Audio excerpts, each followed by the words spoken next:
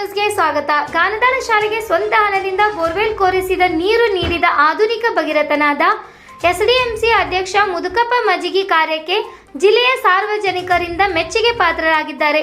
ಇದು ಎಲ್ಲಂತೀರಾ?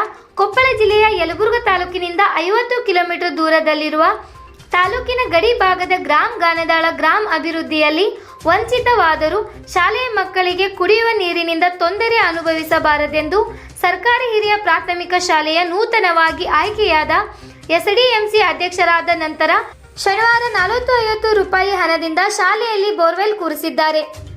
ಇಂದಿನ ಕಾಲದಲ್ಲಿ ಅಧಿಕಾರಿಗಳು ಶಾಲೆಯ ಅಭಿವೃದ್ಧಿ ಹೆಸರಿನಲ್ಲಿ ದಾಖಲಾತಿಯಲ್ಲಿ ಶಾಲೆಯಲ್ಲಿ ಎಲ್ಲ ಮೂಲಭೂತ ಸೌಕರ್ಯಗಳು ಇವೆ ಎನ್ನುವ ಕಾಲದಲ್ಲಿ ಈ ಶಾಲೆಯಲ್ಲಿ 700ಕ್ಕೂ ಹೆಚ್ಚು 1 ರಿಂದ 7 ತರಗತಿಯವರೆಗೆ ವಿದ್ಯಾರ್ಥಿಗಳು ವಿದ್ಯಾಭ್ಯಾಸ ಮಾಡುತ್ತಿದ್ದಾರೆ. ಎಸ್ಡಿಎಂಸಿ ಅಧ್ಯಕ್ಷ ಮುದುಕಪ್ಪ ಮಜ್ಜಿಗಿ ಮಾತನಾಡಿ, ಮಕ್ಕಳಿಗೆ ಕಲಿಕೆಗೆ ತೊಂದರೆಯಾಗಬಾರದೆಂದು ಶಾಲೆಗೆ ಬೋರ್ವೆಲ್ ಕೊರೆಸಿ ನೀರು ಒದಗಿಸಲಾಗಿದೆ.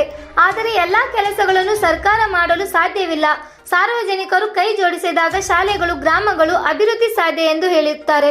ಎಸ್ಡಿಎಂಸಿ ಅಧ್ಯಕ್ಷರ ಕಾರ್ಯ ಸಾರ್ವಜನಿಕರ ಮೆಚ್ಚುಗೆ ಪಾತ್ರರಾಗಿದ್ದಾರೆ. ಇಂಥ ಕಾರ್ಯ ಮಾಡಲು ಸಾರ್ವಜನಿಕರು ಮುಂದೆ ಬರಲಿ ಎಂದು ಸಾರ್ವಜನಿಕರ ಆಶಯವಾಗಿದೆ. ವರದಿಗಾರರು ಬಸವರಾಜ್ ಮಂಡಲ್ಮರಿ, R5 ನ್ಯೂಸ್, ಕೊಪ್ಪಳ.